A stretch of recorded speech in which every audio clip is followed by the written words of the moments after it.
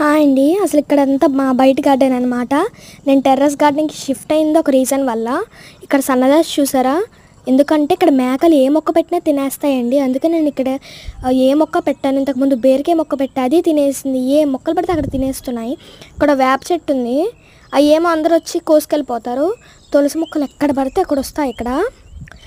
ఇక్కడ ఒకసారి వంకాయ నేను ఎప్పుడో స్టార్టింగ్లో వేస్తే వర్షానికి అది మొలిసి నీళ్ళు పోయకుండానే కాయ కాసేసింది. తర్వాత నేను ఎరువేసి నీళ్ళు పోస్తున్నా చూసారా, కాయ అయితే బాగా కాసింది. ఈ మేకల వల్ల పెద్ద పెద్ద బీరకాయ పిందెల మీద ఉన్నప్పుడే మొత్తం బీరతీగ, సన్నజాజి తీగలు, ఇంకా చాలా తీగలన్నీ పోతున్నాయి.